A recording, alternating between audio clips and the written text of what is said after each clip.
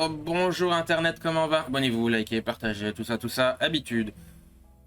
Cette vidéo va être un brin spécial parce qu'elle va remplir les deux séries que je fais, à savoir les making-of et les témoignages d'un autiste. Ça va être ma vidéo de la semaine, parce que comme si vous n'avez pas remarqué, je publie une vidéo tous les mercredis après-midi. Ça va me permettre aussi de vous rappeler qu'il y a quelques temps, et probablement qu'il y a une vidéo qui va sortir un tout petit peu après, genre peut-être la semaine d'après ou durant cette semaine-là, j'ai un artbook, donc on termine les préparatifs de la campagne.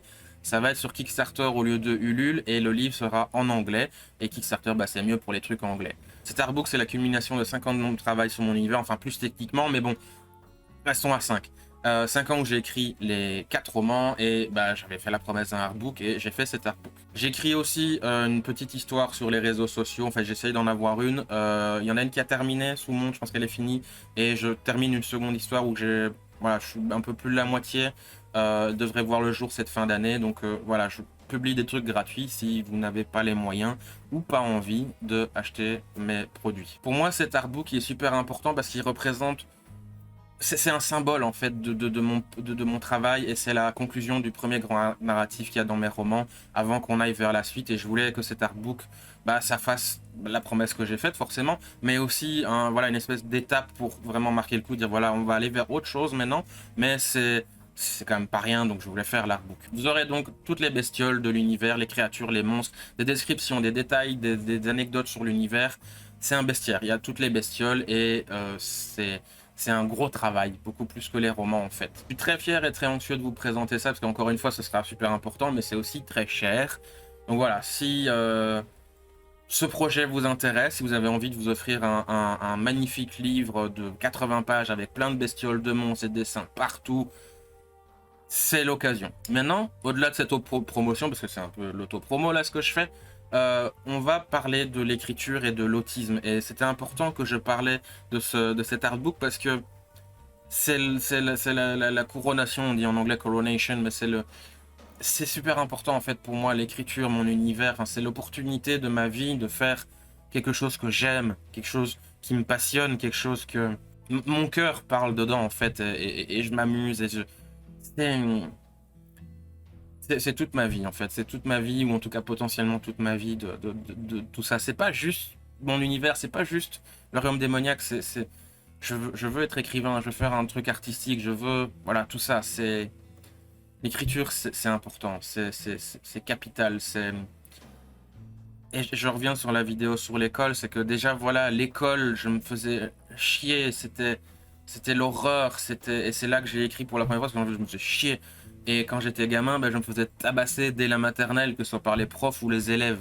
Et c'est au bout de quelques années où je me suis dit, ouais, l'école, c'est la merde, que en fait, j'ai préféré m'intéresser à d'autres choses, j'ai préféré m'intéresser aux jeux vidéo, aux dessins animés, j'ai préféré faire mes petits trucs de mon coin, jouer avec mes jouets, faire une histoire, ou reconstruire le film Jurassic Park avec mes jouets Jurassic Park. C'était plus intéressant que de se faire tirer les cheveux par les profs, ou se faire baffer, ou être humilié à l'école. Ouais, ce genre de joyeuseté. Croyez-moi, malheureusement, je garde des anecdotes pour moi, parce que ça va devenir glauque sinon.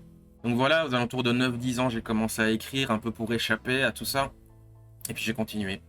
Et vers 14-15 ans, j'ai dit ok, j'adore ça.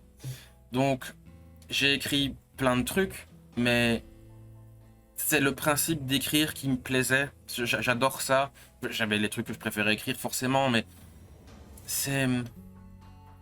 J'ai réalisé en fait que je tenais à m'améliorer dans cette discipline, l'écriture, et je voulais être meilleur, j'ai commencé à me relire, j'ai commencé à analyser ce que j'ai écrit, j'ai commencé à regarder ce que d'autres écrivaient, les grands auteurs, les histoires. Ok, là, par exemple, Naruto, c'est tel type d'histoire. Si on regarde par contre, genre, la légende du roi Arthur, c'est plus tel type d'histoire. Star Wars, ils font les choses comme ça, alors que Seigneur des Anneaux, c'est comme ça. Donc j'ai vraiment regardé plein de trucs. Là, je prends des références geeks, mais voilà, les films noirs, les romances, les... Ah, je manque d'exemples, j'ai un peu la flemme aussi. Mais j'ai vraiment pris le temps d'essayer d'apprendre à écrire, mais écrire de façon artistique, et l'école, elle apprenait pas ça. Donc, ouais, c'est par sentiment de rejet, je me sentais ni compris ni écouté en fait que petit à petit j'ai commencé à écrire. Et pour, pour moi écrire, bah, c'est devenu une façon de communiquer avec le monde. C'est plutôt que de rester malheureux ou, ou rester frustré que personne ne me comprenne, que ce soit les autres gamins ou les adultes ou ma famille ou peu importe.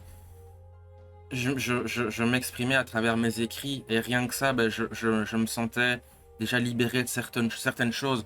J'écrivais sur le papier ou sur mon PC et je pouvais écrire ce que je voulais. Je- J'avais le sentiment d'être compris ou d'avoir ce soulagement de vider mon sac. C'est une expression que j'utilise beaucoup, c'est je vomissais sur le papier. Euh, ça renvoie d'ailleurs à l'écriture cathartique, la vidéo que j'ai fait là-dessus. Et vraiment, je vous conseille hein, d'écrire, d'apprendre à écrire vous-même parce que ça fait du bien à votre santé mentale, ça fait du bien à votre cœur. Et moi, ben, je me sentais. J'avais l'impression que j'avais parlé à quelqu'un en fait quand j'écrivais. Plusieurs personnes d'ailleurs, même encore il n'y a pas si longtemps, m'ont témoigné ou m'ont dit qu'ils ne comprenaient pas forcément ou ils étaient étonnés ou voilà, c'était spécial, que j'ai du mal à m'exprimer. Parler ou même écrire en message, voilà, les messengers, Facebook, etc. Et pourtant, j'écris bien. C'est vrai que je comprends pas trop. Euh, je peux expliquer, je peux expliquer plein de trucs et en même temps, je peux pas. C'est assez bizarre parce que je me sens incompris, donc je peux pas vous exprimer ou c'est bizarre. Je sais pas trop comment expliquer parce que d'un côté, je m'exprime mal et pourtant j'écris bien enfin, c'est bizarre. Un truc qui est marrant, c'est que bah, notamment par l'écrit, ou quand j'ai envie de parler à quelqu'un ou que je parle à quelqu'un que j'aime beaucoup, j'ai envie de parler de trucs. Je fais plein de trucs, j'essaye d'amener la discussion dans telle direction, de préparer l'argument ou le scénario que j'avais en tête, que ça c'est le mieux, que j'aille vers ce truc-là, tout un tas d'éléments ou de choses à mentionner, etc. Et puis quand ça vient le moment de parler, ça bug. Le moteur il patine, il va, et je me retrouve à 20 km de ce que j'avais imaginé ou que c'était censé se passer comme ça et ça m'énerve et j'abandonne. Ou je me tais. C'est souvent l'un des deux, il y a rarement de milieu. Cela dit, je pense que la raison est plus lointaine, parce que j'ai quand même bien réfléchi, etc. Donc j'ai une espèce de théorie, c'est que quand j'écris, je crée mon univers. Je mets le cadre et le contexte. Je suis maître de ça. Et à partir de là, je manipule, fais faire et transforme tout ce que je veux. Dans la vraie vie, on peut pas. Même en s'exprimant le mieux du monde, on peut pas créer des règles ou un contexte, ou en tout cas c'est très compliqué, c'est un art à part entière. Je pense notamment à des activités comme des acteurs ou des humoristes, ou notamment les chauffeurs de salle, ça c'est un truc qui me fascine. Euh, Ce genre de personne, ce genre de profession peut toucher cette capacité à manipuler le contexte et l'ambiance, etc. Mais s'en servir, et moi je suis encore loin de tout ça. Écrire, ça permet d'extérioriser des choses, des émotions, des démons. Je peux conjurer ou maudire n'importe quoi, des problèmes que j'ai ou des choses que j'ai vues qui ne me concernent pas. Parce que c'est pas égoïste, hein, je peux parler de choses qui ne me concernent pas directement ou que voilà, j'ai vu un truc intéressant, ça impacte d'autres gens, j'ai envie d'en parler parce que c'est un truc que je trouve important. Donc je peux donner raison à tort à qui je veux. Je suis maître en fait de mon petit grain de sable fictif, de mon univers que j'ai créé. Et dans ce grain de sable, j'y transmets tout et n'importe quoi. Je peux faire souffrir un personnage pour démontrer telle ou telle chose, que c'est horrible et vilain, etc. Je peux créer un personnage qui part en quête de vengeance et développer l'idée que la justice est parfois impuissante et toutes ces choses-là. Je peux glorifier ou maudire n'importe quoi en fait. Ou en tout cas des concepts et des idées, parce que moi je veux pas écrire de façon politique ou faire la morale aux choses, mais voilà, on peut mettre son héros ou son méchant ou son personnage secondaire dans n'importe quelle situation. Enfin, c'est une phrase que j'aimais bien de Stan Lee qui disait, en fait c'est juste la simple vérité, qui est plus fort entre Hulk et Superman par exemple. Et Stan Lee disait sur cette question, bah celui qui écrit ou celui qu'on décide qui gagne. Enfin,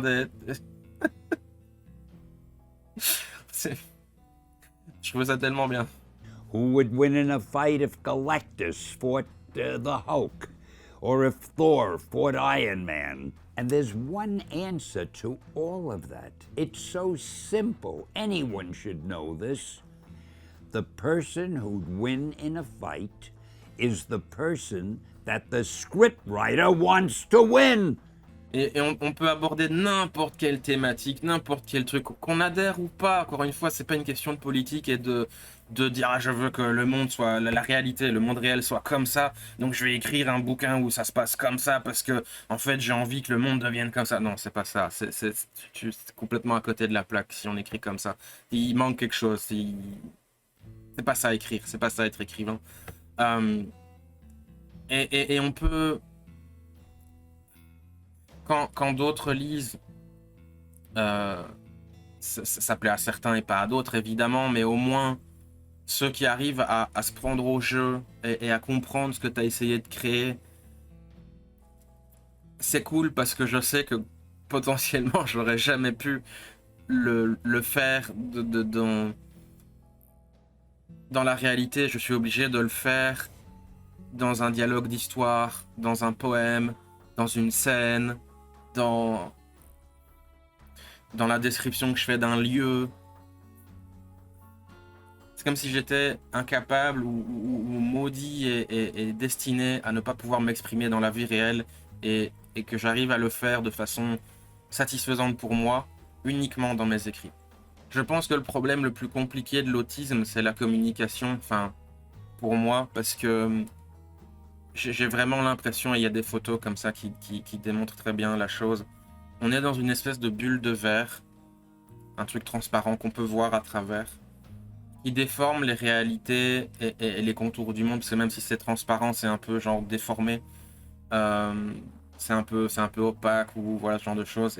Et non seulement c'est déjà compliqué de vivre dans une bulle tout seul, etc., mais si en plus tu as du mal à communiquer avec le monde ou le reste du monde ou les gens que tu rencontres, les gens que t'aimes ou les gens qui t'aiment, le monde extérieur, bah, l'écriture vient un peu apaiser tout ça. Ça vient un peu mettre une espèce de pommade sur la plaie. Ça aide à cicatriser un peu et je pense que je suis pas le seul dans cette situation. Parce que avec ça, on peut avoir une espèce de porte d'entrée vers le monde extérieur, vers l'autre monde, ou un petit trou où on peut glisser des mots comme ça. Tiens, je ressens ça, ou je suis touché par ça, ou moi j'aime bien ça, ou ah putain ce truc-là c'est vachement cool, t'as vu, enfin, c'est un moyen de communiquer en fait, mais à travers une écriture artistico-imaginaire. C'est un peu comme si on prenait genre un traducteur, c'est bizarre, c'est... Je pense que ceux qui sont sensibles à la notion d'écriture et qui sont peut-être un peu versés dans le monde de l'autisme, ben ils savent de quoi je parle. Et du coup, je vous encourage fortement à continuer.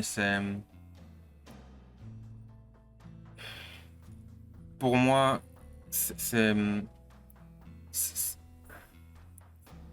je peux pas... C'est comme si je pouvais pas parler au monde autrement que par ça. Et je pense que du plus profond de mon cœur, que ceux qui ont découvert ça, l'écriture et pouvoir exprimer des choses à travers cette forme d'art, même l'art en général, hein, parce que l'art, écriture, peinture, machin, c'est tout le même, c'est l'art en fait, mais moi c'est l'écriture. Ben voilà, on a réussi à mettre le doigt sur un truc qui peut changer une vie et qui est vachement bien. C'est genre ça peut aider. Ça c'est cool, ça fait du bien à tout le monde. Et c'est une solution ou quelque chose qui peut voilà, faire avancer le schmilblick. C'est vachement bien. N'hésitez pas à me dire en commentaire ce que vous en pensez. Si vous avez vécu ça, si vous vous sentez touché par ça. Je serais vraiment curieux de voir comment vous vivez ça ou vous ressentez ça, ou si ce que je dis résonne un peu chez vous. Parce que rencontrer d'autres collègues auteurs autistes, ça peut être très sympa parce que bah, j'ai la double on a tous la double casquette du coup de être auteur mais être aussi victime de ce problème de communication et de peut-être comme moi avoir l'impression qu'on peut pas s'exprimer autrement qu'à travers l'écriture. Donc ça m'intéresserait beaucoup.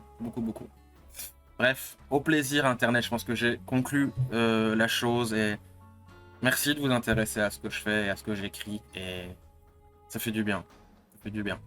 Allez, au revoir Internet, au plaisir, au bisous. Mouah.